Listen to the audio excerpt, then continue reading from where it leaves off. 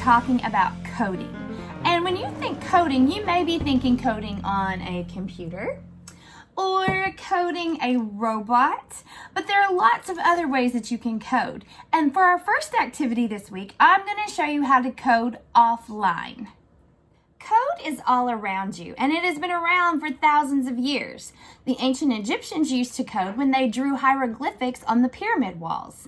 And during the Revolutionary War, George Washington used codes to help win that war. And I bet a lot of you have even coded something today. If you've written your name, you've actually written a code today.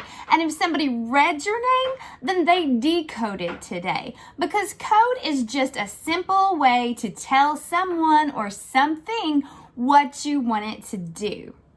Today we are going to be making a substitution cipher wheel. You can print this template. I'll link it in Clever and in the comments below. For this activity, you will need some thick paper. The heavier, the better. I used cardstock for mine, and I just printed them out on my regular printer at home. You will also need a brad, which is just a paper fastener, and scissors. Now, you don't have to color this if you don't want to, but I think it makes it a lot prettier and a lot more fun when you have colored it. Make sure you are using the one that has the letters on it because that will make it a little bit easier. However, if you're up for a challenge, there are also blank wheels, and you can do a totally different code than what we're doing today if you choose to use one of the blank wheels. My first step is going to be to color each of my wheels that have the letters on them. All right, after you have colored your cipher, you're going to cut it out. It is important that you make sure that you cut on the line because if you don't, you could risk cutting into one of the letters, and that will cause you a problem later on. The next step is to poke a hole in the center of each circle with your scissors. This would be a great time to grab a grown-up.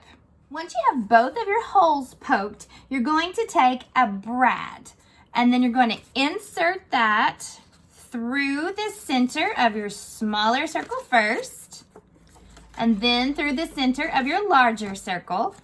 Then on the back, you gently open up the brad, spread both sides apart, and then when you flip it over, your circles will spin.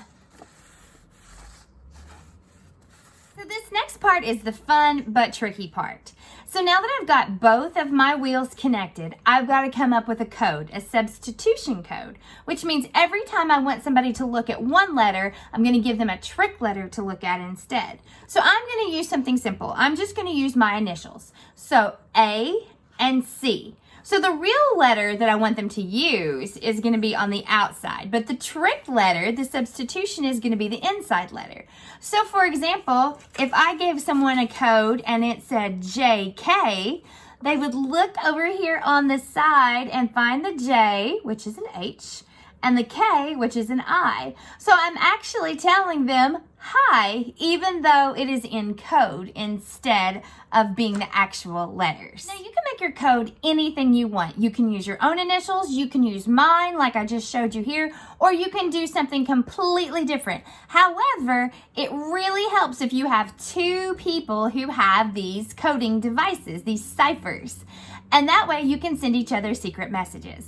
I'm going to send you a secret message based on my code, capital A, lowercase c. This is my code. And what you're going to do is you're going to look at the lowercase letters that I have right here on my message, and you're going to match those up with the uppercase letters. And the uppercase letters are what the message actually spells out. So see if you can figure that out and then send me a message either on Flipgrid or Remind, or just have your family email it to me.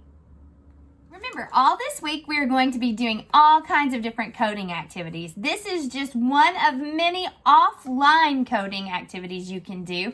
I'm going to show you some other stuff with robots and computers, but also a few other offline coding activities. I hope everybody has a great day. I'll see you again soon.